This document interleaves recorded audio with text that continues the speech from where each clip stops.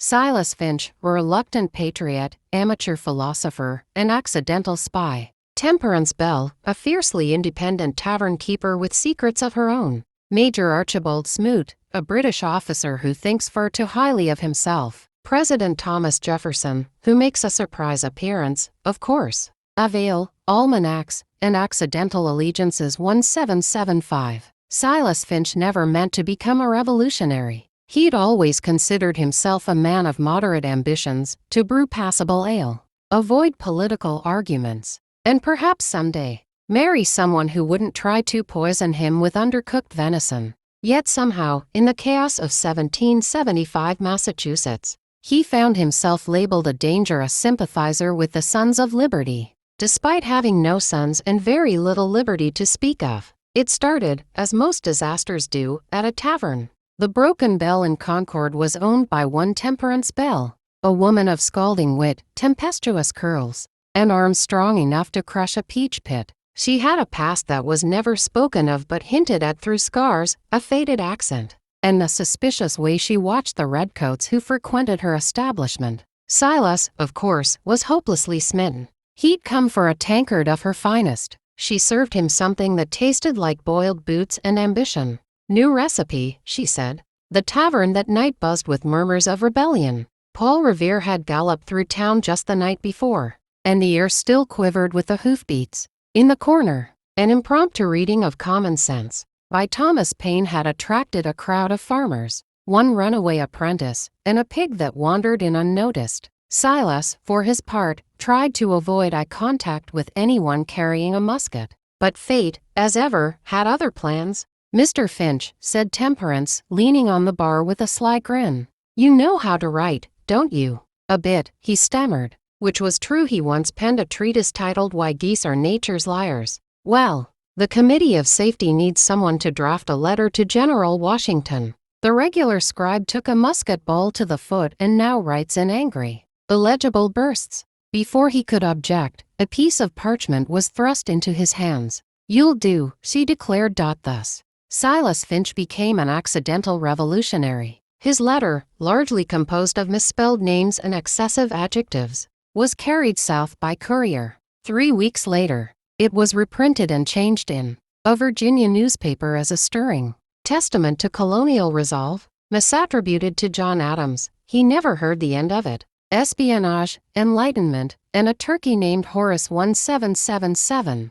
By 1777, Silas was living in Philadelphia and masquerading as a courier for the Continental Army, not because he was brave or strategic, but because General Gates had mistaken him for someone else and given him a horse. Silas named the horse Skepticism and the turkey that rode in his satchel, Horace, after the Roman poet.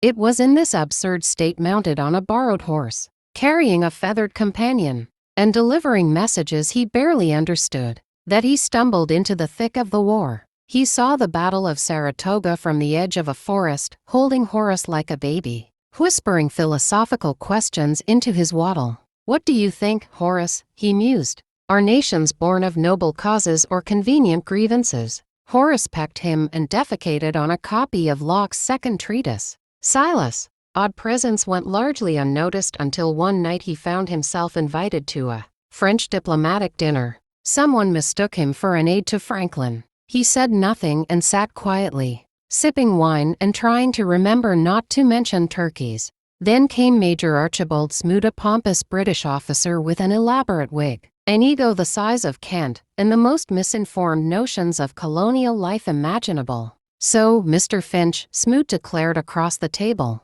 "I hear your people have taken to hiding messages in pies." Silas blinked. "Yes, pies. Blueberry for artillery movements, apple for troop counts, cherry if the French are involved." Smoot nodded solemnly. "Brilliant. I shall inform General Howe immediately." And just like that, Silas became an unintentional spy. Word spread of the pastry code, and British intelligence became consumed with interrogating bakers. The colonists, baffled by the sudden obsession with fruit tarts, gained several tactical advantages without knowing why. Silas, for his part, returned to Philadelphia, where Horace was promoted to official mascot of the 2nd Regiment. When asked why a turkey, the colonel simply said, "He bites redcoats. The Republic, the roast, and the retirement that wasn't 1804. By 1804, Silas Finch was mostly forgotten. The war had ended, the new nation was bumbling through its adolescence, and Silas had returned to Concord to live a quiet life filled with brewing, beekeeping, and pretending he hadn't once almost caused a diplomatic incident in Paris by misusing the word libertine. He was, by then, a local curiosity, that odd fellow who knew Franklin and talked to poultry. Children asked him about the war, and he'd launch into long monologues about the metaphysics of freedom. They usually fell asleep halfway through, but fate, as ever, was not done with him. One morning, a rider arrived bearing a letter with the seal of President Thomas Jefferson. It read, "Dear Mr. Finch, your insights into the human condition and your admittedly bizarre contributions to our cause have reached my attention. I am assembling a commission to explore the West, and while I do not suggest you join them, I would be pleased if you might write a pamphlet on the moral implications of expansion, preferably without poultry metaphors. Respectfully, Thomas Jefferson." Silas wept, not out of pride, but relief that someone had finally asked him to write about philosophy again. He set to work immediately. The pamphlet, titled On the Frontiers of Thought and Chickens, A Democratic Inquiry, was widely ignored but later cited in a footnote by Thoreau. In the final year of his life, Silas reunited with Temperance Bell, who had once again reinvented herself, this time as a fierce advocate for education and women's property rights. They lived in a modest cottage surrounded by books, chickens, and suspiciously well-organized pies. When Silas passed, peacefully in his sleep, the turkey Horace, now 29 and stuffed, stood proudly above the mantel. Temperance commissioned a modest stone. "Here lies Silas Finch, patriot, philosopher, an intentional hero." And beneath it, a smaller inscription, "Ask not for whom the pie bakes." Epilogue. Silas Finch was never featured in textbooks. No monument bears his name, but among the threads of the Revolution and the Republic's first uncertain steps, his story, part comedy, part tragedy, mostly confusion, reminds us that nations are built not just by the generals and politicians, but by the fools who stumble into greatness with honest hearts and feathered friends.